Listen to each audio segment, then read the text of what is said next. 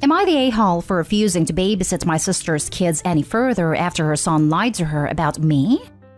My sister is a single mother with 2 children, an 11 and 7-year-old. The 7-year-old is a boy while the other one is a girl. She works a lot and doesn't have a lot of money to afford babysitting, so I started watching her kids for her for free. There was an incident one day where the 7-year-old had gotten mad at me because I wouldn't let him jump on the couch. I explained to him he would get hurt, and he threw a tantrum. Which was normal, it's what young kids do. Well, around the time my sister gets home, he starts suddenly bawling his eyes out and running towards her. I'm confused, as he was just fine a second ago, but followed behind him to greet her. He immediately starts on a rant about how I had a man in the house, and how neither him or her sister had eaten at all that day. My sister was rightfully pissed and started asking questions. I shook my head, said it was lying, and that she had cameras so we should probably sit down and watch them. She said no, and that I needed to go before she called the police. So I left. A few hours later, she calls me and apologizes, saying she watched the footage and saw no man enter the house at all, and that she had seen that her son had refused to eat the dinner I made them. She asked when I could come by next, as she hoped I understood a misunderstanding, but I said I would no longer be babysitting for her. He said that he's just 7, and that kids lie all the time, but I still refused. We went back and forth over the phone insulting each other, and that was that. Our mother thinks I'm being ridiculous for being mad at the kid, but it's more than that. I could have gotten in trouble if the police had shown up and he was saying what he said. Am I the a-hole? Now for the top comments. Not the a-hole. You told her to check the cameras. She refused and threatened you with the police. She doesn't get to backtrack now and pretend everything is fine. Definitely this. Opie isn't just refusing to babysit because of the lie, even though it would be justified if he was, but because his sister went from 0 to 100 and wouldn't listen to your side. Not the a-hole. Not to mention she could lose her own kids because sister refused to entertain the possibility that the son was lying. Not the a-hole. Most 7-year-olds wouldn't lie to that severity. His mother is allowing him to manipulate her and even threaten you with the police. She has already shown she will take his word over yours, so there is no reason you should watch him again. Most 7-year-olds wouldn't lie to that severity. Former teacher, and I absolutely agree with this statement. Sister should try to get him a bit of therapy or help through the school, or else through a private source. This mindset of his is going to get worse as he gets older, and even more devious. Keep an eye on him when he visits Opie. He may retaliate. So I started reading this and immediately assumed you were being too sensitive for the 7-year-old child lying. And then I got this. She said no and that I needed to go before she called the police. At that point, it was clear not the a-hole. But your title's misleading. You're not refusing to babysit because your son lied. You're refusing to babysit because she didn't give you the benefit of the doubt when there was a clear-cut way of providing your innocence. But more importantly, why would she want somebody to babysit for her that she thinks would not feed her children all day? It's not her son's behavior that's the issue here. It's hers. I mean, there's something else going on for a 7-year-old to make up that big of a story. But also he seems to know that he can make up a story and his mother is going to default to believing him. That's a little scary. Forgive the 7-year-old, but don't forgive the adult. Your sister. Next story. Am I the a-hole for telling the price of my ring and then causing a domino effect of possible divorce? Last month, I, 33 female, got engaged to my boyfriend of 5 years, Mike, 35 male. Mike comes from a family of keeping up with the Joneses. They have very elaborate weddings, holidays, and events. The more expensive it is, the better it is mentality. However, I came from a family that started out poor, but gained affluence through my parents' hard work. Holidays and events are about the people, and we all live modest lifestyles, although we can afford more. My parents always said, wealth isn't just what you can buy, but the memories you can make. Well, Mike proposed to me with a ring pop that I thought was hilarious and adorable. The next day, we went for a ring, and he was expecting to spend a lot. But I found a beautiful morganite ring for less than $1,000, which I'm so privileged to have. The issue. While at his parents for a get-together, his cousin Nat asked about my ring. Since my ring was way less than Nat's, I said less than $1,000. She asked again, and I responded the same. She then said, he must not think you are worth more because I would never allow that. I will admit I was offended, but excused myself to find Mike. Well, he was talking to Larry, Nat's husband, and Larry said, I heard of all the rings you could have gotten, you chose a modest price, and you're not interested in a big wedding. That's smart, since me and Nat are still paying off the loan and credit cards for the wedding. On top of that, she wants a baby and wants to be a stay-at-home mom. We can't afford that, and I'm barely home as I'm working so much. Larry got quiet, so Mike offered him a guy's night and tried to cheer him up. The rest of the night was kind of awkward for us, and we felt bad. The next night, Mike gets a call from his mom and aunt, yelling that Larry wants a separation as he is tired of Nat's spending, and claimed she was inconsiderate of him, and it's my fault because I had to flaunt my cheap, flimsy ring. Mike got mad, and then we heard a knock. It was Larry, and he asked to stay. Mike hung up on them and said yes. Well, there is more to the story. Larry found out Nat removed her IUD without telling him, and tampered with his rubbers. He said that it doesn't feel like he is part of a team. It is what makes Nat happy and ignored his needs. He cried and Mike comforted him, so I went upstairs to give them alone time. Nat called to blame me, and said it is my fault because I knew the type of family they are and should have fallen in line. I told her that she needed to grow up, take responsibility for her actions, and stop being a brat and recognize that her husband's mental health is crumbling. I told her to stop being so selfish. She called me a righteous witch and hung up. Now I'm being dragged in social media. Mike feels I'm right to defend myself and be proud of my ring, but my family said I shouldn't have answered and stayed humble to not repeat the price. So am I the a-hole for telling the price of my ring and then causing a domino effect of possible divorce? Not the a-hole. Rolling on the floor laughing at flaunt your cheap, flimsy ring. You didn't flaunt anything. The nosy lady demanded to know how much it cost. Super tacky. Then made assumptions on your relationship based on how much your ring cost. Yes, in most cases it is not polite to discuss the cost of things. But obviously this lady just had to know. And obviously prides herself on how much money she can spend / is spent on her. Given the circumstances, you helped Larry dodge a bullet by committing a small faux pas. This woman is obviously a self-obsessed, manipulative, materialistic narcissist to try to scheme to get pregnant to trap a man. But obviously it was your cheap ring that ended the relationship, not her behavior. But by revealing the price of the ring, OP forced Nat to travel back in time and tamper with his condoms and remove her IUD. Not today home. And I'm pretty sure you didn't start a possible divorce. I feel like this did. Larry found out Nat removed her IUD without telling him and tampered with his rubbers. That's divorce level crap right there. Had nothing to do with you. Seriously. They're struggling to pay off credit cards and she's trying to get pregnant while her partner is clearly trying not to. Your ring didn't do anything. Their partnership was already one-sided and broken. He just hadn't seen it yet.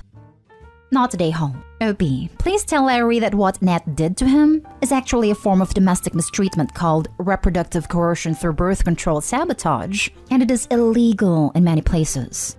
He should aim to get any kind of documentation of her admitting that she did it, such as having a text conversation with her where he gets her to admit it, and then press charges. Thank you. I didn't know that. I will definitely let Mike know about it and have him look into it. I think it's better that way since Mike and Larry are close. Next story is titled, Am I the a-hole for not having my wedding to be all vegan? I, 26 female, and my fiancé, 28 male, are getting married in January 2022. We have everything planned like music, food, dessert, drinks, and who will be attending. Our food choice will be between chicken or steak, with a salad to start, and we thought it would be a fun idea for those that do not want a cake to have a make-your-own Sunday station. My fiancé has a sister, 24 female, that is a vegan. When we first met and got to know one another, I was open to trying vegan restaurants. Well, when I would suggest a restaurant that had vegan options, she would decline. She's the only vegan guest that will be attending the wedding. We let her choose a dish that she wanted to have for the wedding, and ice cream that is vegan-friendly. Well, future mother-in-law and father-in-law called my fiancé and suggested maybe changing the menu to all vegan. He went nuts and told them no. He was not going to change the menu because of his sister. His sister started texting and blaming me for being controlling and manipulative. And his parents are now thinking about not helping with the wedding and leaving it to us and my family. Fiancé thinks they're being unfair and is not speaking to them. Am I the a-hole for not having my wedding to be all vegan? Not the a-hole. Why the hell should your entire menu be vegan when only one vegan is attending? That's an outrageous request. Sister-in-law can have an all-vegan menu at her own damn wedding. She assumed that the entire menu would be vegan, but my fiancé thinks it's crazy. Your fiancé is right. Stand your ground on this one or you'll be setting up future shenanigans. Not today, home. Your sister-in-law is a prime example of why people can't stand vegans. Tell her and future mother-in-law they're welcome to skip the wedding if they really want to lose family over one meal that you gave her vegan options for. I mean, I don't think this lady represents all vegans. Most of us are significantly less self-centered than this crazy lady. No, she doesn't represent all vegans, but you don't normally hear about the sane vegans, only the crazy ones. So she's one of the reasons people can't stand vegans, because she's one of the examples of the crazy vegan. As a 15-plus year vegetarian, not a day home, and holy cow is that some entitled, self-centered nonsense to think the whole wedding should be vegan for one person. That's ridiculous. As a 50-plus year vegetarian, I agree, this is nuts. And why vegans get a bad reputation. Next story. Am I the a-hole for not attending my sister's baby shower because my fiancé is not invited? My sister and family are planning her baby shower next week, and once my fiancé asked how she could help the preparation, my sister told her that sadly she was not going to be invited. My fiancé was crushed with that reply and requested an explanation as I did, since it was very sudden. My sister and mom's explanation was that my sister-in-law, my brother's wife, doesn't feel comfortable with my fiancé there because she feels insecure around her. My sister-in-law has body image issues and feels uncomfortable around women who are skinnier than her. I said I understand sister-in-law is struggling, but it's unreasonable to exclude my fiancé from family gatherings for that reason. My sister and mom apologized for how things turned out, until I said that if my fiancé is excluded, I won't attend either. They got surprised I said that, and demanded that I attend as I'm the brother of the future mom. My fiancé called my sister-in-law trying to have a civilized talk about it, and tried to be sympathetic to sister-in-law's struggles, trying to explain to her that she shouldn't compare herself to others and stuff like that. My sister-in-law then replied that my fiancé has it easy, so she shouldn't complain for the one time she's excluded from something, because sister-in-law has been excluded from society her whole life because she's overweight. For the record, my sister-in-law is almost as skinny as my fiancé. She's not overweight. They just have different body types and shapes, but she's nowhere near overweight. But even if she was, that would not justify my fiancé being excluded for appearance. Long story short, my whole family have turned against me now and say I'm the a-hole for not attending one event without my fiancé. Am I the a-hole? Now for the comments. Not the a-hole. I know what it's like having body image issues, but that never is an excuse not to invite the kid's future aunt to the baby shower. You not going is your choice, which isn't an a-hole thing. Your family seems to be the a-hole here. To add, if her issues are so severe that she both has problems being around people who trigger her and even sets out to attack them like she did Opie's fiancé, she needs some pretty focused therapy. Especially if she's going to be a mom. Like, let's have emotionally stable parents who aren't severely triggered by the mere presence of a skinny woman, please. I mean, the doctor is going to talk to her about her weight, and the baby's weight once it is born basically all the time, because it's important for her health. If she's that focused on the issue, she is going to have a bad time. Not today, home. She's literally being excluded, by your sister's own words, for her body. That's so messed up regardless of someone's size or shape. Good on you for sticking up for your fiancé. They're basically body shaming your fiancé. The logic is so backwards it's not even funny. What does your brother, sister-in-law's husband, say in all this? I would not be okay if my wife wanted to exclude someone, unless there was a justified reason. Good job standing up for your fiancé. Not today, home. Your sister-in-law needs help. She can't spend her life excluding people who are slimmer than her. Your family are happy to exclude your fiancé over this? They should be welcoming her to your family. Why does sister-in-law comes first here? This is not even the sister who didn't want to invite her for personal reason. It's the sister-in-law. Opie's sister is letting the sister-in-law walk over her. And I suspect it's because the sister-in-law is a jerk the sister doesn't want to deal with. So they ask for the fiancé not to come because they knew the fiancé wouldn't make a fuss out of it, whereas the sister-in-law might. If they do it now, what's next? The fiancé not being invited to Christmas or Thanksgiving because the sister-in-law is an insecure a-hole? Opie is not an a-hole, and good for him for sticking up for his fiancé. Now for the last story. Am I the a-hole for not babysitting for my ex-sister-in-law anymore? Short and snappy. I discovered around 2 years ago that my ex-husband had a secret family. He had had 3 kids with his mistress. He had also stolen money from me which I had inherited from my late first husband. The last few years have been utterly devastating as I tried to rebuild and protect my children. Prior to this whole mess, my younger kids with second husband used to hang out a lot with his sister's children. She worked a lot while stayed at home more, so I provided a lot for her childcare. My second husband encouraged me to give up a successful realtor business, and so did she. She knew the whole time about a side piece. She backed off when the whole mess blew up. Now the divorce is finalized and some, not all, of the money he stole has been returned. She wants back in. She says her kids miss their cousins. She says I shouldn't be petty and should be a better co-parent. She says that she stayed out of my business and I shouldn't hold grudges. She says that I need to learn to let things go. She says so many things. She is educated and I'm not. She doesn't let up, and she rolls her eyes when I say no. Is it petty that I just don't want anything to do with her? Not today, home. She knew the whole time about a side piece. She can ask the side piece to babysit. She probably asks the side piece too. Double dipping, you know. I mean, her brother was doing it. Why can't she?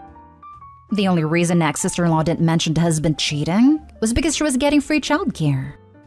The only reason she wants back in is because you were benefiting her. She was complicit in her brother's betrayal, but she was getting free childcare from the person she betrayed. She's using shame, guilt, and manipulation. And worst of all, she's playing on the emotional health of a bunch of innocent children. She sounds like a vile user and a manipulative narcissist. There is no good that comes from continuing to entertain her requests. No is a complete sentence. She says a lot, doesn't she? It's a pity that she kept her mouth shut when you were being double-crossed in such a horrible way. Cut her off completely. Block her cell phone. Why on earth would you want to keep contact with her? Oh, and obviously not today home.